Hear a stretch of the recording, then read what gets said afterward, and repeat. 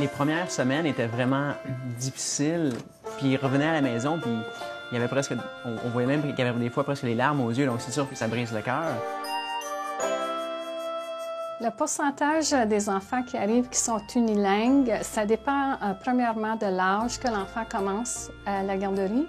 Mais si on se base sur l'enfant, disons, du préscolaire, je dirais que le pourcentage est probablement 75%. Au début, parce que c'était difficile, c'était tout dans une autre langue, lui, elle a dit il n'aime pas ça.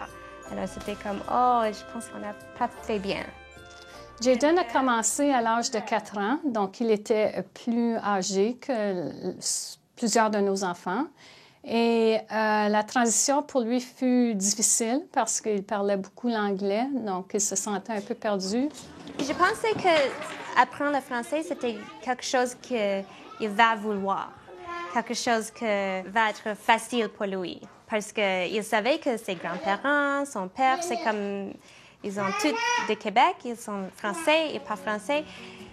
Je pensais que ça va être plus important pour lui. Les parents doivent définitivement s'investir.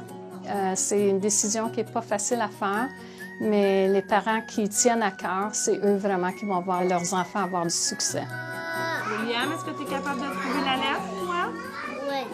On a rencontré une personne qui se spécialise justement avec les enfants qui sont un petit peu plus anglophones au début. Donc, c'est une personne qui, dans les classes, elle prend juste un petit groupe d'enfants puis elle travaille vraiment avec eux, de donner certains conseils pour faciliter cette transition-là.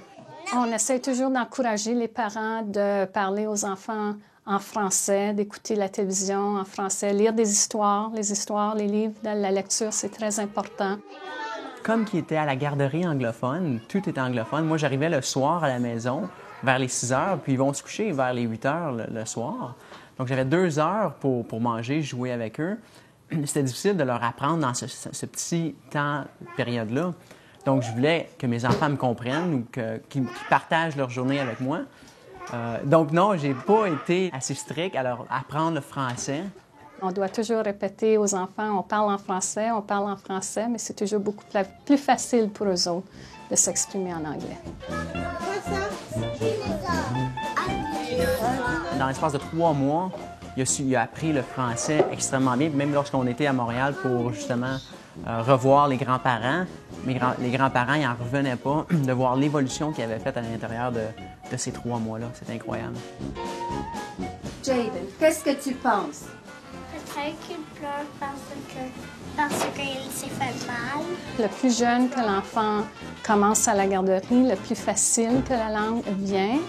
Je dirais par quelques mois, ils ont une très bonne base. Et notre objectif encore, c'est toujours que lorsqu'ils vont passer à l'étape de l'école, qu'ils vont avoir quand même un vocabulaire assez facile en français. Quand il sort des mots, des vocabulaire, des fois, j'ai comme... C'est quoi ça en anglais? Il faut qu'il m'enseigne des mots. Kira a commencé à l'âge de 2 ans et elle parle très bien le français. Présentement, elle a 4 ans. Elle va débuter l'école au mois de septembre. Donc, elle va avoir beaucoup de succès lorsqu'elle va commencer à la maternelle. Et Joey n'a que 16 mois. Donc, on espère que dans peut-être dans 6 mois, lorsqu'il va commencer à développer son langage, définitivement, nous devrions voir un vocabulaire pas mal français. Leur niveau d'anglais est très bon. Parfait. Mais l'une des choses qui est drôle, que je trouve, c'est que souvent, il y a des choses qui sont extrêmement faciles, comme les couleurs. Puis souvent, des fois, ils ne se rappelaient pas de certaines couleurs en anglais. Quelles sont les couleurs, les amis? Est-ce que tu es capable de nommer les couleurs? Bleu, Lève ta main. Gabriel. Bleu. Kira. Rouge. Comment est-ce qu'on dit la couleur rouge en anglais? Oh, quoi? C'est red? Tu n'as pas oublié ça? Qui va faire les numéros? Il peut parler en anglais, il peut parler en français, il peut switcher, c'est facile. Ah, bravo!